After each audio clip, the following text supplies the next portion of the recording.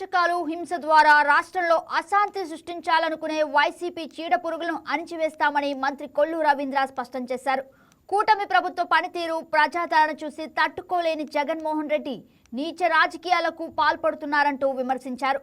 ముఖ్యమంత్రి చంద్రబాబును ఉద్దేశించి అంబటి రాంబాబు చేసిన నీచమైన వ్యాఖ్యలపై స్పందించిన ప్రజలు తగు రీతిన గుణపాఠం చెప్పారన్నారు. ప్రజాగ్రహానికి రంగు పూసి పులిమే ప్రయత్నం చేస్తున్నారని, మళ్లీ ప్రజా చీత్కారానికి గురవుతున్నారని మంత్రి అన్నారు. జుగుత్సాకర చర్యలకు పాల్పడే అంబటిని వంగవీటి మోహన్ రంగాతో పోల్చుకోవడం అత్యంత దారుణమన్నారు. ఇవాళ వైసీపీ నాయకులు ఇష్టారాజ్యంగా మాట్లాడి వాళ్ళు మాట్లాడినటువంటి భాషకి ప్రజల్లో వచ్చినటువంటి వ్యతిరేకతని ఇవాళ కులాల పేరు చెప్పి, మతాల పేరు చెప్పి, కుల మతాల మీద ఇవాళ వేలాలు ఎక్కువాలనే ప్రయత్నం చేస్తున్నారు. కుల మతాలను అడ్డం పెట్టుకుని రాజకీయం చేయాలని ప్రయత్నం చేస్తున్నారు. నిజంగా ఇది చాలా సిగ్గుచేటు. ఇవాళ మద్యం కేసులో అరెస్ట్ అయినటువంటి వ్యక్తి జోగి రమేష్ సిగ్గు లేకుండా నిస్సిగ్గుగా చేసిందేమో తప్పుడు పని, నిస్సిగ్గుగా వచ్చి ఇవాళ చంద్రబాబు నాయుడు గారి గురించి, లోకేష్ గారి గురించి మాట్లాడుతూ ఉన్నా అంటే నిజంగా సిగ్గుచేటు. అట్లాగే అంబటి రాంబాబు అతను మాట్లాడినటువంటి భాష చూసాం.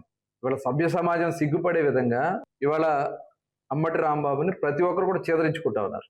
దీన్ని రాజకీయం చేసి కులముద్ర చుట్టాలని ఇవాళ వంగవీటి మోహన్ రంగా గారితో అంబటి రాంబాబు గారిని పోలుస్తూ అంటే ఒకసారి మనం అందరం కూడా ఆలోచించాలి. మరి ఆయన స్థాయి ఏంటి? రోడ్డు పక్కన ఆంబోతుల్లా మాట్లాడే అంబటి రాంబాబు పరిస్థితి ఏంటి? నిజంగా ఇది చాలా సిగ్గుచేటు. తప్పకుండా అప్పుడు మేము చాలా సమన్వయంతో, ఎందుకంటే వాళ్ళు మాట్లాడినటువంటి భాష, వాళ్ళు మాట్లాడినటువంటి విధానం రెచ్చగొట్టాలని, రెచ్చగొట్టి తద్వారా లబ్ధి పొందాలని. ఇక్కడ వైఎస్ఆర్ పార్టీ నాయకులు అందరూ కూడా ఇక్కడ మచిలీపట్నంలో పేర్నాని ఏం మాట్లాడుతున్నాడు, చేసిందేమో తప్పుడు పనులు, ప్రతి ఒక్కరు కూడా సభ్య సమాజం సిగ్గుపడతా ఉంది. ఇలాంటి వ్యక్తుల మంత్రి పదవులు చేసి ఈ రాష్ట్రంలో మమ్మల్ని అందరినీ కూడా అన్యాయంగా ఇరికిచ్చి అక్రమ కేసులు పెట్టించి ఇవాళ మళ్ళీ ఆ రోజు అధికారంలో ఉండి అసెంబ్లీ సాక్షిగా బూతులు మాట్లాడారు. ఇవాళ అపోజిషన్లో ఉండి నిత్యం రెచ్చగొట్టాలనే ఉద్దేశంతో బూతులు మాట్లాడారు. ఇది అందరూ కూడా గమనిస్తున్నారు. అందుకే ఇవాళ తిరగబడ్డారు ప్రజలు.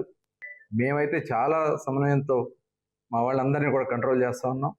నిజంగా మేము కానీ వదిలితే ఒక్కళ్ళు కూడా వైఎస్ఆర్ పార్టీ నాయకులు రోడ్ల మీద తిరగలేని పరిస్థితి ఉంటుంది. ఇవాళ చూసాం మీరు పెట్టినటువంటి అక్రమ కేసు, ఇవాళ చంద్రబాబు నాయుడు గారి మీద కట్టినటువంటి కేసు, దాంట్లో వాస్తవాలు లేవని చెప్పి సాక్షాత్తు మరి ఈడీనే చెప్తా ఉన్నారంటే ఒక దుర్మార్గమైనటువంటి కార్యక్రమాలకి జగన్మోహన్ రెడ్డి శ్రీకారం చుట్టాడు. మరి ఆ రోజున ఆ శ్రీకారం చుట్టి అక్రమ కేసులన్నీ పెట్టి ఆ రోజు ఎవరైతే బూతులు మాట్లాడారో వాళ్ళందరూ కూడా పదవులు ఇచ్చి, అసెంబ్లీలో తిడితే వాళ్ళకి తీసుకెళ్లి పదవులు ఇవ్వడం, చంద్రబాబు నాయుడు గారి ఇంటి మీద దాడికి వెళ్తే వాళ్ళకి పదవులు ఇవ్వడం, పార్టీ ఆఫీస్ మీద దాడికి వెళ్తే వాళ్ళకి పదవులు ఇవ్వడం, ఇవన్నీ కూడా దీని అంతటికీ మూలకారకుడు జగన్మోహన్ రెడ్డి. ఈ రాష్ట్రం ప్రశాంతంగా ఉండడం ఆయనకి ఇష్టం లేదు. ఈ రాష్ట్రం అభివృద్ధి చెందడం ఆయనకి ఇష్టం లేదు. ఇవాళ ప్రపంచం మొత్తం ఆంధ్ర రాష్ట్రం వైపు చూస్తా ఉంది. ఇవాళ దేశంలోనే 25% పెట్టుబడులు ఆంధ్ర రాష్ట్రానికి వచ్చినాయి. ఇవాళ అంటే ఆ వచ్చినటువంటి పెట్టుబడులతో ఆంధ్ర రాష్ట్రం అభివృద్ధి చెందితే చూడలేడు కాబట్టి ఇలా రెచ్చగొట్టే కార్యక్రమాలు చేపించి అశాంతిని చేయాలని ప్రయత్నం చేస్తా ఉన్నాడు. కులాలు పెడతా ఉన్నాడు, మతాలు పెడతా ఉన్నాడు. సిగ్గనిపించట్లేదు జగన్మోహన్ రెడ్డి? 5 సంవత్సరాలు ఈ రాష్ట్రాన్ని సర్వనాశనం చేశావు.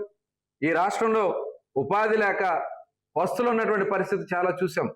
ఇవాళ అవన్నీ కూడా అప్పులు పాలు చేసి పోలవరం ఆపేశావు, అమరావతి ఆపేశావు, విశాఖపట్నంలో భూములు కొట్టేశావు, చివరికి పవిత్రమైనటువంటి తిరుమల తిరుపతి దేవస్థానం వెంకటేశ్వర స్వామి ప్రసాదాన్ని కూడా కల్తీ చేసినటువంటి వ్యక్తి Jaganmohan Reddy. Please subscribe to YK TV Network. Please subscribe to YK TV. Please watch YK News.